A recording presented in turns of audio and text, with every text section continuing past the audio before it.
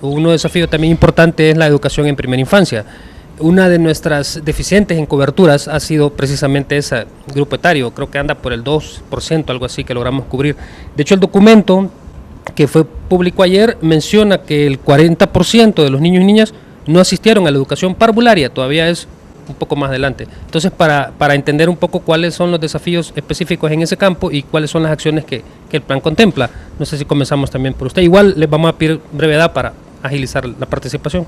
Yo diría que una de las apuestas más visionarias que tiene el plan El Salvador Educado, es precisamente este desafío de la atención integral a la primera infancia.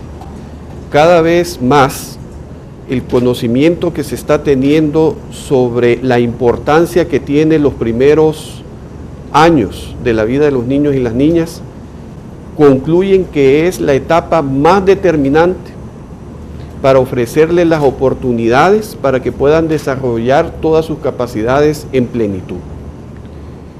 Y hoy en día, en El Salvador apenas tenemos un 2% de los niños y de las niñas con acceso a educación inicial. No podemos seguir que sea esto el privilegio de unos pocos niños y niñas en El Salvador. Creo que ha llegado el momento de que como sociedad decidamos realmente impulsar la educación inicial.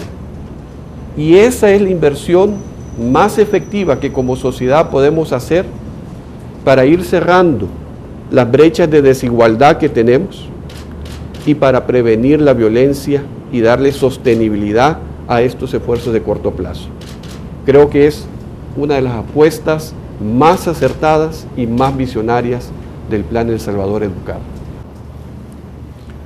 En este tema, primero quisiera hacer un par de observaciones en cuanto a los datos, porque los datos que aparecen en este documento son datos del 2013. Yo quisiera primero decirles que en efecto esto es una apuesta fundamental. La neurociencia ha puesto de la manera más clara que las capacidades cognitivas, las capacidades psicomotoras y sobre todo las capacidades socioemocionales se construyen en los primeros 1000 días de vida de cualquier ser humano. Ponerle atención a ese periodo de vida en una sociedad como la nuestra, en donde yo quisiera destacar que en sociedades diferentes, en donde hay un alto nivel de escolaridad, estamos hablando de Finlandia, que tiene 16 años de escolaridad, pues aquella que juegue el papel de madre o aquel que juegue el papel de padre, pues tiene un nivel de educación alto, ¿verdad? Pero no es el caso nuestro. Y entonces muchos en nuestra sociedad entran a jugar ese papel con unas condiciones precarias de educación. Y eso obviamente cicla de manera negativa el futuro de la sociedad.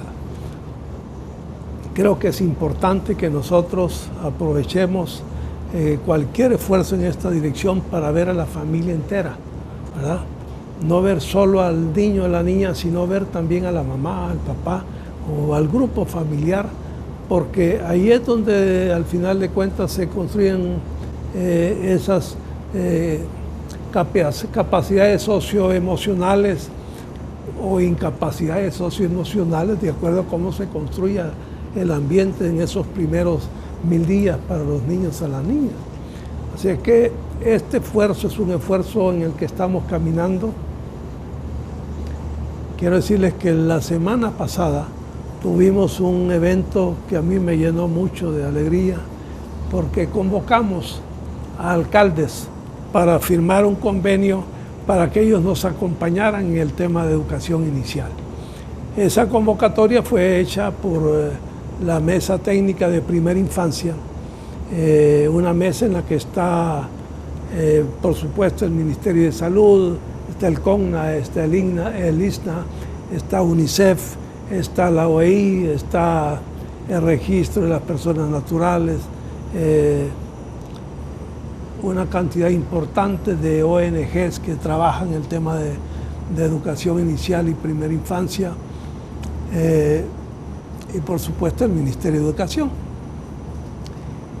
40 alcaldes llegaron a firmar un convenio de esa naturaleza. Claro, es un porcentaje todavía bajo del número de municipios que tenemos en el país, ¿verdad? Pero ya estamos hablando de más o menos un 15% de alcaldías que están comprometiéndose con el tema, que se han logrado convencer de la importancia que tiene el que las municipalidades le den seguimiento a los niños desde el momento mismo en el que se registran en la alcaldía, porque desde ahí hay que darle seguimiento, o si es posible desde antes, ¿verdad? Bueno, este avance creo que es una buena noticia para la sociedad salvadoreña. Yo creo que en efecto la mejor protección que podemos hacerle a la sociedad es asegurarnos que ese periodo de vida está realmente cuidado en la nación salvadoreña. Si nosotros logramos atender de manera significativa ese periodo, que nos va a permitir atender a los niños, a las niñas, pero también a la familia, ¿verdad? Porque por ahí hay una ruta de recuperación de las madres y padres que tienen bajos niveles de educación, por ejemplo, incorporarlos a las modalidades flexibles que tiene el sistema educativo para que ellos puedan a su vez mejorar sus niveles de educación y tener una mejor oportunidad de ser buenos padres o ser buenas madres, ¿verdad? Así es que en este sentido yo quisiera decir que este año estamos atendiendo aproximadamente 20,000. Y eso ya nos pondría en un nivel de atención del 5%, porque la población de niños entre 0 y 3 años pues anda por los más o menos 400,000, ¿verdad? 448,000. Y entonces estamos hablando de que tenemos un poco más de 20,000, estaríamos atendiendo más o menos el 5%, es decir, de 2013 que se tiene el dato aquí del 2%, ahorita estamos atendiendo el 5%. Y a nivel de parvularia, permítame decirles también que la buena noticia es que estamos atendiendo ya casi el 60%, ¿verdad? Que es un dato que está, como está reportado desde el año 2013, pues está un poco rezagado. Eso, como digo, es una buena noticia porque estamos avanzando en el tema de ese periodo tan importante de la construcción del ciudadano, porque desde ahí debemos ver la construcción del futuro ciudadano. No es posible que lo veamos de 7 años en adelante. Sí, ese desafío es, a mi juicio también, de los más importantes y de lo que va a contribuir a definir, a determinar de alguna manera cuál es el rumbo de los otros desafíos. Un niño o una niña con buenas condiciones para su desarrollo en los primeros años de vida.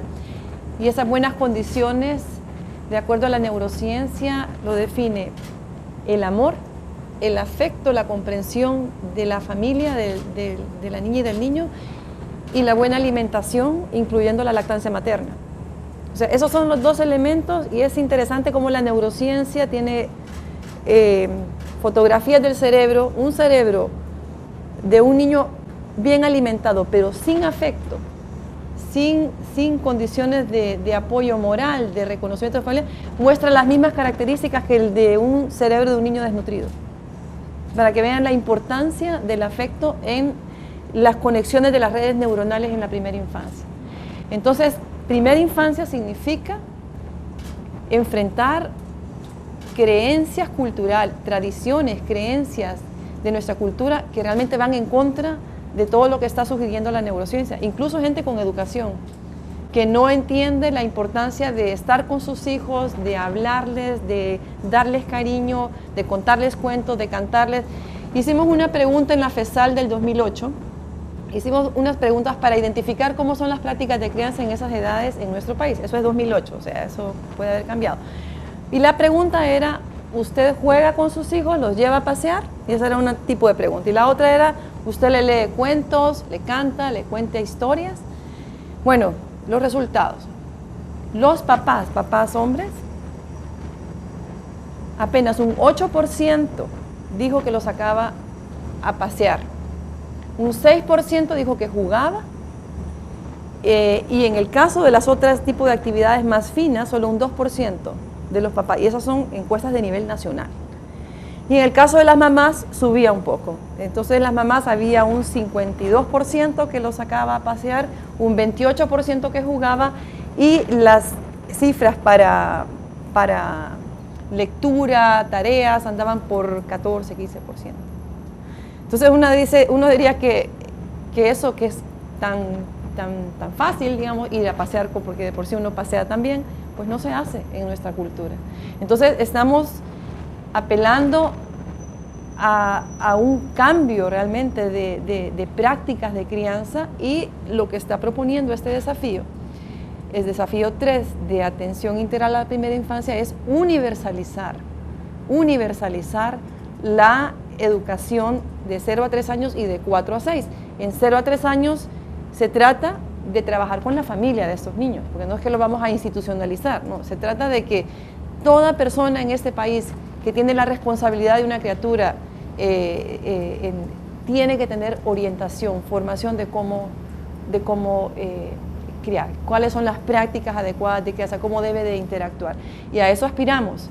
Entonces, eso sí puede tener un cambio realmente significativo, y se va escalando, porque eso, la buena noticia es que tal vez no es tan caro, porque al final se trata de capacitar, generar capacidades en los diferentes actores que en la comunidad trabajan con las familias. Son los mensajes que hay que llevar. Entonces, no necesariamente depende solamente del Ministerio de Educación. Las alcaldías, como bien dice el ministro, pueden tener un compromiso, pueden trabajar esto con los promotores sociales. El ISNA también lo está trabajando, el Ministerio de Salud, que es el primer encuentro de la familia en la primera infancia, cuando van a los controles de niños sanos. O sea, todos estos actores pueden tener la formación, y de hecho esa es la apuesta estratégica al hablar de territorializar la atención a la primera infancia, es que el Ministerio y el ISNA generen capacidades en otros actores locales que trabajan con familia y que pueden también orientar sobre prácticas adecuadas de crianza. Así que esos son, pero sí, esa es la apuesta, definitivamente. Sí, bueno, totalmente de acuerdo con los compañeros, el abordaje del tema. Realmente hay elementos trascendentales en el desarrollo de un infante. Se necesita que existan condiciones básicas, como por ejemplo una buena nutrición o una excelente nutrición, y ese es como un tabú que hay en la sociedad salvadoreña. De hecho, en los centros escolares, en vez de haber, digamos, una alimentación balanceada, se ha estado permitiendo lo que es la existencia de chalet con productos totalmente, digamos, nefastos para la nutrición de los niños. Eso debe de cambiar, esa cultura se debe de abolir en los centros escolares.